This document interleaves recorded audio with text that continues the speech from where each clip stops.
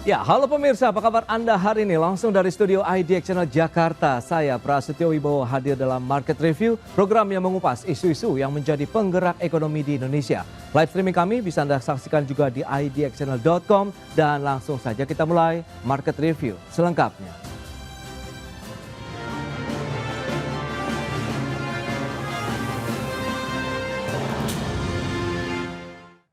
Ya, pemerintah optimis bisa mengejar pertumbuhan ekonomi hingga 6% melalui kebijakan pengaturan permintaan domestik. Bahkan pemerintah telah mengeluarkan 8 kebijakan akselerasi di tahun 2025, 4 program yang berlanjut di tahun 2026, dan 5 program penyerapan tenaga kerja. Ekonomi kita amat dipengaruhi global, tapi kita nggak usah terlalu takut.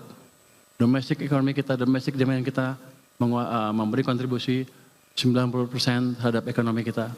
Selama kita bisa memanage domestic demand dengan kebijakan fiskal dan domestik yang pas, kita bisa tumbuh cukup baik, mungkin di atas 6 sampai 6,5%. Dengan reformasi sedikit, manufacturing diperbaiki dan lain-lain, 7-8 sudah kelihatan di ujung sana. Demikian pernyataan optimis Menteri Keuangan Purbayayudi Sadewa saat menghadiri acara Great Lecture di Jakarta terkait dengan arah kebijakan dan pertumbuhan ekonomi Indonesia ke depan. Purbaya menekankan fungsi anggaran dalam menciptakan pertumbuhan ekonomi melalui kegiatan pembangunan. Sementara itu, Menteri Koordinator Bidang Perekonomian Erlangga Hartarto merilis 8 kebijakan akselerasi di tahun 2025, 4 program yang berlanjut di tahun 2026, dan 5 program penyerapan tenaga kerja. Pemerintah juga akan membuat tim khusus yang bertugas untuk mengawasi kinerja belanja di kementerian dan lembaga negara lainnya, sehingga dampak terhadap ekonomi bisa lebih maksimal. Dan rapat dengan Pak Presiden tadi membahas terkait dengan kebijakan yang akan diambil, yang kita beri nama program paket ekonomi di tahun 2025 ini, yang terdiri dari 8 program akselerasi di 2025, 4 program yang dilanjutkan di 2026, dan 5 program yang terkait dengan andalan pemerintah untuk penyerapan tenaga kerja. Berbagai sumber, IDX Channel. Baik pemirsa, untuk membahas tema kita kali ini, optimisme pemerintah mengejar pertumbuhan ekonomi di atas 6%, kita sudah tersambung melalui Zoom bersama dengan Bapak Beni Sutrisno, Ketua Umum Gabungan Perusahaan Ekspor Indonesia, kemudian juga ada Bapak Heri Gunawan, Direktur Next Indonesia Center. Langsung saja kita sapa ini. Ya, halo Pak Beni, apa kabar? Alhamdulillah, baik Mas. Baik, terima kasih juga atas waktu yang disempatkan. Pak Heri, apa kabar Bapak? Baik, Mas Pras. Baik, terima kasih atas waktu yang disempatkan. Pak Heri, sebelum membahas lebih jauh, review dari Anda begitu, Next Indonesia melihat bagaimana sih kalau kita lihat dengan beragam insentif kebijakan-kebijakan ekonomi yang sudah diluncurkan oleh pemerintah hingga saat ini. Bahkan tadi ada yang ditambah lagi. Nah, cukup efektifkah, tepat sasaran, tepat manfaat, atau bagaimana kalau pandangan Next Indonesia melihatnya? Ya, kalau kami melihat bahwa kebijakan pemerintah yang dilakukan dalam bentuk paket itu, paket 845 itu kan adalah upaya pemerintah menciptakan atau mengakselerasi tingkat permintaan atau demand gitu ya. Jadi kalau stimulus itu diberikan untuk masyarakat atau rumah tangga, itu kan artinya pemerintah berupaya membekali daya beli masyarakat.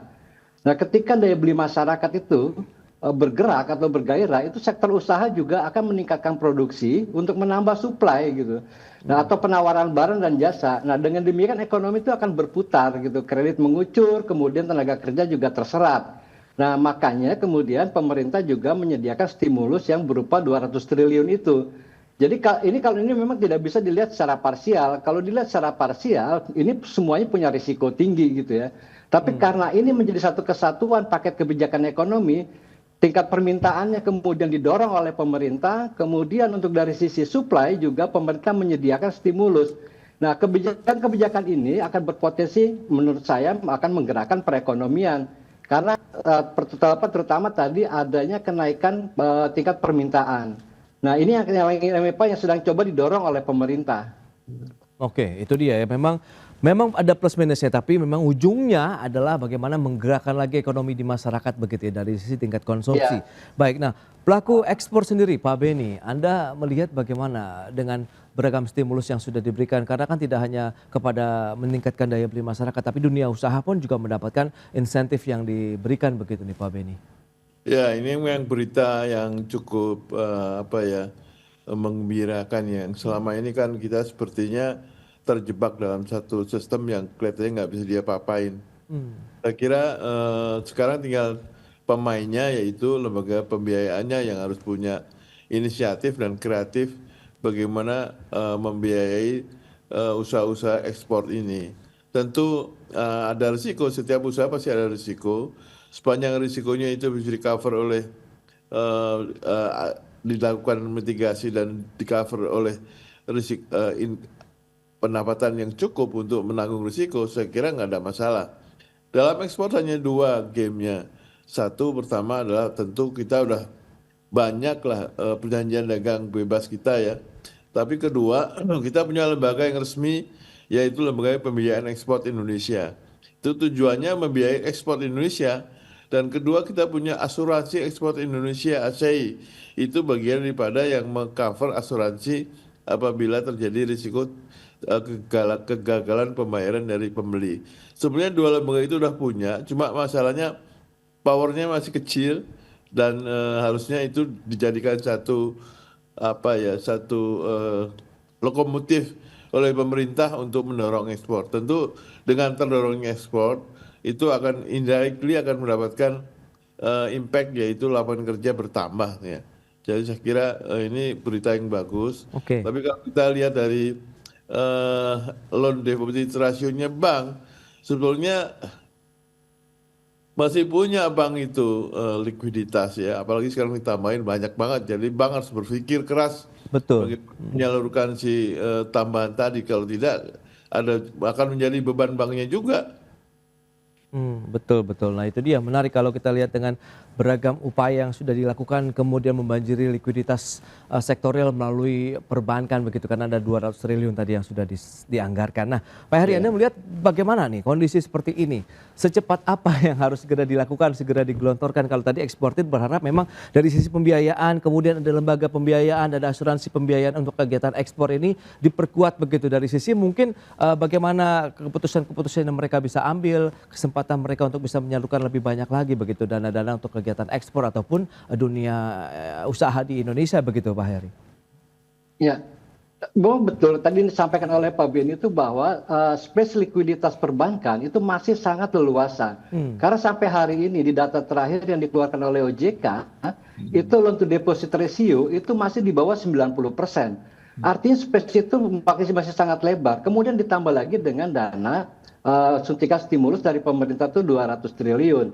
Nah, karenanya menurut saya ini waktunya perbankan itu juga tadi kata Pak Ben itu kan yang paling penting dia memitigasi risiko atau paling tidak dia tidak rugi. Kan ibaratnya gini, kalau kita menjual secara retail, oke lah ambil untungnya kecil, tapi kan yang paling penting volumenya besar. Begitu juga dengan kredit, NIM-nya itu jangan terlalu lebar. Artinya gitu jangan kenakan suku bunga kepada sektor usaha terlalu tinggi karena ada dana murah yang terlalu banyak yang diberikan ke bank. Nah, persempit NIM itu yang penting dia tidak rugi, nah kemudian ada marginnya kecil saja sehingga ekonomi bergerak dan pada akhirnya semuanya akan kembali ke perbankan gitu. Oke. Nah, karena kemudian dunia usaha mampu membayar kredit dengan baik. Kalau kita lihat sekarang NPL bank itu di perbankan itu kan sekarang masih di bawah 2,5%. Nah ini artinya dunia usaha itu masih punya kemampuan yang tinggi untuk membayar kewajibannya. Nah dengan track record seperti ini seharusnya perbankan itu bisa menggelontorkan kredit-kredit dengan suku bunga yang lebih rendah dari biasanya gitu. Oke. Sehingga ekonomi bergerak gitu. Ya itu dia. Lantas kalau kita bicara dengan optimisme pemerintah untuk mengejar target pertumbuhan 6%, apa saja yang harus dikejar? Kemudian strateginya perlu adakah bauran-bauran lagi kebijakan fiskal moneter? Mengingat kalau bicara mengenai pembiayaan kan suku bunga pinjaman ini menjadi yang sangat krusial. Kita akan bahas nanti di segmen berikutnya Pak Beni dan Pak Heri, kita akan jeda dulu sebentar ya. Dan pemirsa kami akan segera kembali usai pariwara berikut ini.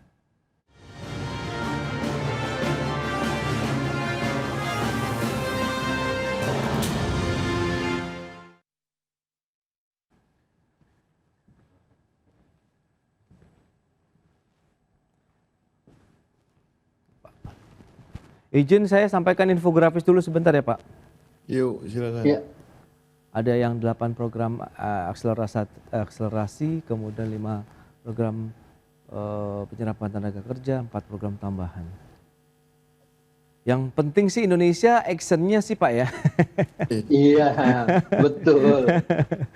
Kalau bikin jargon-jargon jagolah kita. Oke.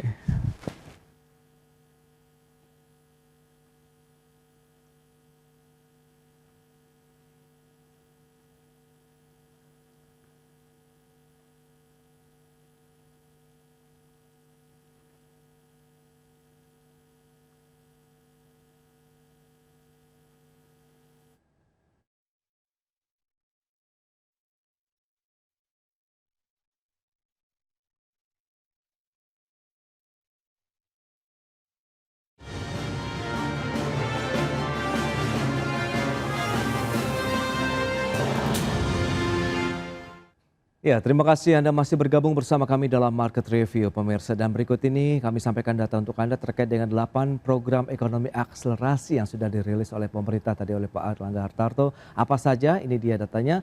Yang pertama adalah program magang. Ini lulusan perguruan tinggi atau maksimal adalah fresh graduated ini bisa dilakukan sehingga serapan kemudian bentuk-bentuk pelatihan kesempatan bekerja bagi lulusan perguruan tinggi akan memiliki ruang yang lebih luas lagi begitu, apalagi nanti pemerintahan ini tidak hanya di pusat saja, daerah juga menyelenggarakan kegiatan yang sama begitu. Kemudian ada perluasan PPh pasal 21 ditanggung oleh pemerintah untuk pekerja di sektor terkait dengan pariwisata. Nah itu dia, kemudian ada beberapa di antaranya program manfaat layanan tambahan untuk perumahan BPJS Ketenagakerjaan, kemudian ada program padat karya tunai, cash for work, Kementerian Perhubungan dan juga Kementerian PU, ada juga deregulasi implementasi PP 28 2025, ada juga program perkotaan pilot project DKI Jakarta terkait dengan perbaikan kualitas pemukiman dan penyediaan platform pemasaran dan gigs UMKM. Itu dia beberapa hal dari 8 program akselerasi. Nah, selanjutnya ada program ekonomi yang dilanjutkan. Nah, ini kita akan cermati bersama, begitu berarti untuk program yang lebih jangka panjang lagi ada perpanjangan jangka waktu PPh final 0,5% bagi wajib pajak UMKM tahun 2026 serta penyesuaian penerima PPh final 0,5% bagi wajib pajak UMKM. Ada juga perpanjangan PPh 21 DTP untuk pekerja di sektor terkait dengan pariwisata, PPh pasal 21 DTP untuk pekerja di industri padat karya, kemudian juga ada program diskon lurahan iuran JKK, kemudian JKM untuk semua penerima bukan penerima upah, itu dia. Selanjutnya ada 5 program penyerapan tenaga kerja. Nah ini nih menarik untuk dicermati begitu. Apa saja? Ada operasional KDKMP, Koperasi Desa Kelurahan Merah Putih. Replanting di perkebunan rakyat, kemudian di Kampung Nelayan Merah Putih, revitalisasi tambak pantura, modernisasi kapal nelayan. Ini dia sektor-sektor yang diharapkan bisa menyerap tenaga kerja lebih banyak, meskipun kita tahu ya beberapa sektornya adalah sektor-sektor yang berkaitan dengan perkebunan, kemudian ada pertanian dan juga tambak. Kita akan bahas lebih jauh tentunya dengan beberapa data yang tadi sudah disampaikan dengan narasumber kita Pak Beni Sutrisno, kemudian juga Bapak Heri Gunawan. Baik, dengan beberapa data tadi yang sudah disampaikan Pak Heri, Anda melihat seperti apa sih 8 program akselerasi, kemudian ada 4 program yang akan dilanjutkan, 5 program untuk penyerapan tenaga kerja. Nah, kalau kita bicara mengenai program, kemudian ini sudah tersosialisasi dengan cukup masif begitu oleh pemerintah dan juga sudah diterima oleh masyarakat. Bagaimana nextnya yang mungkin bisa kita elaborasi lebih jauh begitu, Pak Heri? Ya, Pak, itu kan yang tadi disampaikan adalah paket kebijakan yang kemarin diluncurkan oleh Pak Menko Perekonomian Airlangga Hartarto ya. Iya. Nah, menurut saya kebijakan itu terutama itu adalah dalam rangka menciptakan demand. Misalnya gini, orang magang, lulus kuliah, dia tidak perlu sibuk itu mencari pekerjaan, sambil dia mencari kerjaan yang mapan, kemudian dia magang, dan magang ini kan dibayar oleh pemerintah. Jadi ada subsidi dari negara di situ. Nah, dengan demikian masyarakat itu akan lebih banyak yang punya income. Dan juga kemudian ada tadi PPh yang ditanggung oleh pemerintah, terutama di sektor pariwisata. Dengan demikian dana yang pajak yang seharusnya dibayarkan itu kan bisa digunakan untuk konsumsi. Nah, ini semuanya dalam rangka untuk menciptakan demand. Nah, kemudian juga dengan menciptakan demand itu sebenarnya kan pemerintah ingin mendorong aktivitas ekonomi biar lebih bergerak. Karena kan di kuartal kedua pertumbuhan ekonomi kita kalau kita lihat itu kok dari komponen belanja rumah tangga atau konsumsi rumah tangga itu tetap tumbuh baik tapi agak sedikit melambat year on year dibandingkan triwulan sebelumnya. Nah ini yang sekarang coba terus digenjot oleh pemerintah. Nah ketika demand ini semakin kuat gitu semakin tinggi, nah ini kan kemudian dunia usahanya akan semakin bergerak dengan kucuran dana yang juga ditopang oleh pemerintah melalui stimulus yang antara lain lewat 200 triliun itu. Oke. Nah kemudian ini fiskal juga harus bergerak, tapi ya alhamdulillah ya pemerintah sudah menjanjikan pada tahun 2025 dan 2026 ini yang harus kita tagih nanti bahwa tidak ada kenaikan pajak dan tidak ada pajak baru. Ya. Jadi memang pajak itu harus ada di posisi yang normal. Ini adalah intervensi fiskal gitu. Dengan demikian orang juga akan semakin ekonomi itu akan semakin bergairah. Ini sedikit gambaran aja ya. Jangan lupa Cina dan India itu menurut hasil riset kami itu mereka itu tumbuh di atas rata-rata misalnya Cina dalam 20 tahun terakhir India tumbuh rata-rata di atas 6%. Cina tumbuh rata-rata di atas 8% per tahun. Itu karena rasio investasinya dia terhadap PDB kalau Cina itu di atas 40%. India di atas 30%. Nah, Indonesia saat ini masih rata-rata 27 sampai 28%. Artinya dengan tadi sektor usaha bergerak karena permintaannya besar, tinggi, itu sektor swasta itu akan dengan suka hati untuk melakukan ekspansi. Ekspansinya misalnya dengan menambah mesin, menambah pabrik. Makanya juga ini pemerintah perlu memberikan perhatian juga pada sektor-sektor yang bersifat padat karya dan terutama berorientasi ekspor tadi. Karena sektor padat karya ini sangat penting karena kayak industri pengolahan itu adalah komponen di sektor usaha yang memberikan sumbangsi terbesar terhadap PDB. Terhadap penyerapan tenaga kerja terbesar ketiga dia.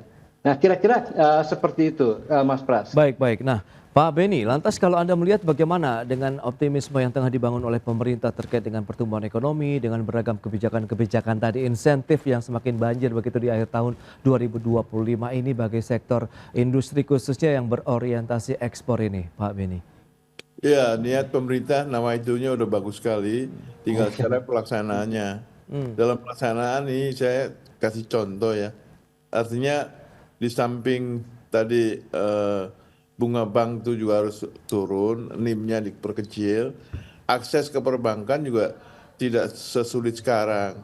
Ya, saya kasih contoh saja, kalau kita mendapatkan pesanan dari perusahaan di luar negeri dengan LC, letter of credit dari bank nomor 1 di dunia, itu di Indonesia nggak bisa dijaminkan, nggak bisa back to back, tetap jaminannya minta tanah dan rumah.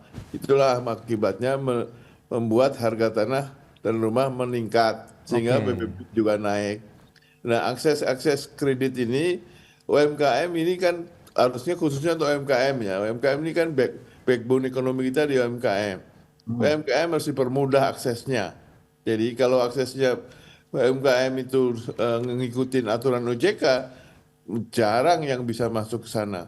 Ya, ini harus ada lembaga kayak asuransi lah. Apapun pasti ada yang gagal kan dari UMKM sekian banyak dari 100 misalnya gagal 30.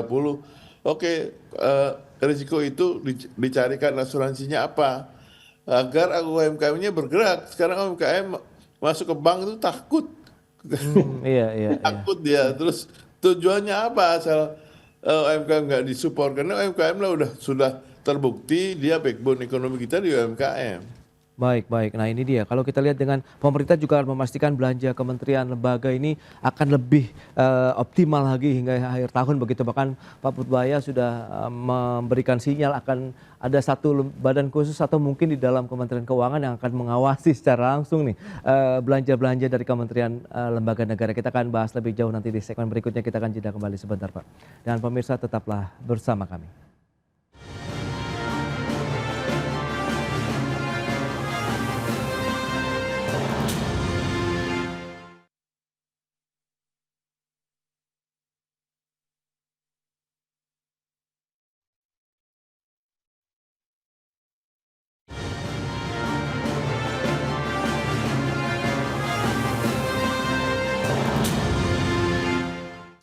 Ya, Anda masih menyaksikan Market Review, pemirsa. Kita lanjutkan kembali perbincangan bersama dengan Bapak Beni Sutrisno, Ketua Umum Gabungan Perusahaan Ekspor Indonesia, dan juga Bapak Heri Gunawan, Direktur Next Indonesia Center. Baik, kalau kita cermati dengan beberapa informasi yang sudah diberikan juga tadi oleh Pak Beni, kemudian Pak Heri, bahwa bicara mengenai insentif ini. Nah, kalau yang terkaitan langsung dengan sektor industri, khususnya eksportir ini, Pak Beni, Anda melihat ada juga kan kita tahu insentif ataupun program stimulus yang dilanjutkan begitu adalah kredit investasi padat karya nih, untuk revitalisasi mesin-mesin industri. Nah, Anda melihat ini peluang potensi seperti apa sih yang mungkin bisa kita grab lebih cepat begitu? Apakah persyaratan pembiayaan, suku bunga pinjaman ini masih cukup tinggi begitu Pak Beni selama ini? Iya, pertama memang suku pinjaman di Indonesia kan cukup tinggi ya. Itu program restrukturisasi industri padat karya itu sudah sejak lama dilakukan oleh Kementerian Perindustrian. Iya. Bahwa kalau kita memperbaiki, yaitu membeli mesin baru, 10% itu dipikul oleh pemerintah, di-reimburse kepada pemerintah 10%. Jadi pemerintah ikut menyumbang 10%. Oke. Tapi kan pemerintah juga punya budget yang terbatas sekali. Nggak mungkin dia bisa mendorong semuanya diperbaiki. Kenapa ini terjadi? Karena dalam hitung-hitungan cost structure, kalau kita masukkan depresiasi itu sesuai dengan peraturan akuntan publik, maka harga produk kita pasti mahal dan nggak kompetitif. Kalau kita rubah, kita turunkan ke depresiasi cost-nya, maka pada waktu teknologi ada yang baru, kita nggak mampu beli mesin yang baru. Jadi ini chicken and egg nih. Ini belum ada yang bisa memecahkan masalah ini. Nah, kecuali ada ikut campurnya pemerintah ya. Nah, saya pernah ke Cina, saya tanya di satu pabrik, menanyakan buruhnya itu bayar pajak nggak? Nggak bayar pajak, buruh di sana PPh 21-nya nggak ada. Kenapa? Kok nggak ada? Loh, dia kan hidupnya udah bayar pajak terus. Beli odol bayar pada PPh-nya, sikat gigi ada PPh-nya, dia udah bayar pajak, Pak. Ya kan? Iya. Jadi kalau mau meningkatkan demand itu diantaranya itu. Nah, tapi kan udah rezim PPh 21 ini udah nggak bisa dirubah lagi. Memang apakah PTKP-nya dinaikkan? Ya, PTKP sekarang kan sangat limited ya. Misalnya PTKP sekarang kita kasih 10 juta satu bulan, kan lumayan. Jadi yang berpenghasilan 10 juta itu nggak akan terkena pajak gitu loh. Nah, itu dikaitkan dengan mereka sebetulnya hidupnya udah dibebani pajak, Pak. Oke, baik. Beli apa aja kan pakai pajak nih. Iya.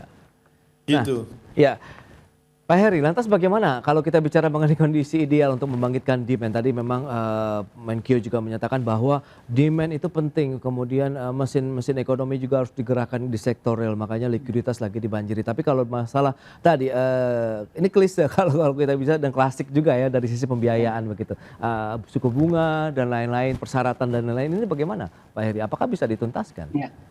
Nah, menurut saya itu gini, dalam kebijakan itu aspek teknokratis itu menjadi sangat penting. Jadi artinya gini, pemerintah tidak hanya mengatakan bahwa ini ada uang stimulus 200 triliun dan kemudian kami kirimkan ke bank umum, kan tidak sampai di situ. Nah, kemudian aspek teknokratisnya itu akan diberikan kepada siapa? Nah, itu kepada sektor usaha apa? Dan itu suku bunganya berapa? Karena kan ada subsidi gitu di situ. Nah, ini yang harus dikawal oleh pemerintah. Makanya harus dikawal dengan diketat dengan pemerintah. Kalau perlu ada timeline. Misalkan tahun ini harus tersalurkan misalnya katakanlah 30 triliun atau 60 triliun. Nah, sektornya misalnya sektor padat karya. Nah, ini yang menurut saya itu aspek teknokratisnya yang memang harus dijaga supaya kendala-kendala itu bisa dikendalikan. Kan kita punya sekarang lembaga misalnya namanya Badan Pengendalian Pembangunan dan Investigasi Khusus. Itu satu lembaga yang dibentuk langsung di bawah presiden. Dan lembaga itu bisa berbuat banyak tuh. Di mana nanti ada bottleneck, di situ dia melakukan debottlenecking gitu. Nah, seperti disampaikan oleh Pak Beni tadi, dia mau ekspansi. Nah, tapi masih ada kendala-kendala ketika dia mau ekspansi. Nah, ini kemudian dilakukan debottlenecking di mana mestinya misalnya bisa saja, misalkan untuk impor mesin yang memang digunakan untuk produksi, itu kan ada mekanisme pajak ditanggung oleh pemerintah. Gitu. Nah, ini bisa instrumen-instrumen fiskal ini bisa digunakan gitu, menurut saya.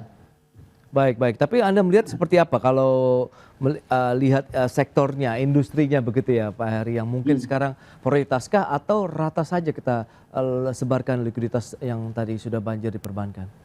Nah, kalau menurut saya begini, kita bikin kajian, kalau dana yang 200 triliun ini diberikan untuk terutama untuk konsumsi, maka itu tidak akan jadi apa-apa. Tapi ini harus diberikan kepada sektor usaha. Karena tingkat elastisitasnya, dia akan mampu mengungkit perekonomian atau PDB itu 1,44 kali. Jadi artinya ini tidak akan menjadi ada nilai lebih yang bisa added value yang diberikan. Nah, kira-kira sektornya apa saja? Nah, kalau menurut kajian kami itu paling tidak ada 8 sektor yang memiliki tingkat pengungkit perekonomian itu lebih dari 1 kali. Itu yang pertama misalnya ya, itu industri pengolahan. Kemudian ada sektor pertanian. Kemudian yang ketiga perdagangan besar dan eceran, yang di dalamnya reparasi mobil dan sepeda motor. Yang keempat itu adalah penyediaan akomodasi makanan dan minuman. Ini lebih ke pariwisata gitu ya. Kemudian transportasi dan pergudangan, informasi dan komunikasi. Kemudian jasa pendidikan, dan terakhir adalah real estate dan administrasi pemerintahan. Nah, 7 sektor ini yang paling tepat untuk dikucurkan dana stimulus yang 200 triliun itu kalau kita ingin targetnya adalah mengungkit perekonomian. Nah, karena tadi itu rata-rata tuh bisa mengungkit sekitar 1,44 kali. Tapi kalau untuk konsumsi, nah ini bisa tidak terjadi, bisa jadi nggak jadi apa-apa nanti itu. Betul, padat karya dan menyerap juga banyak tenaga kerja industri yang seperti itu yang memang harus menjadi prioritas. Baik, Pak Beni dan juga Pak Heri, sayang sekali waktu terbatas ini. Terima kasih banyak atas informasi, update dan juga insight yang sudah diberikan kepada pemirsa pada hari ini. Selamat melanjutkan aktivitas Anda kembali. Salam sehat, sampai berjumpa kembali Pak Beni, Pak Heri. Terima kasih. Sampai jumpa, Mas Pras. Terima kasih. Pak Heri, Mas Pras, terima kasih.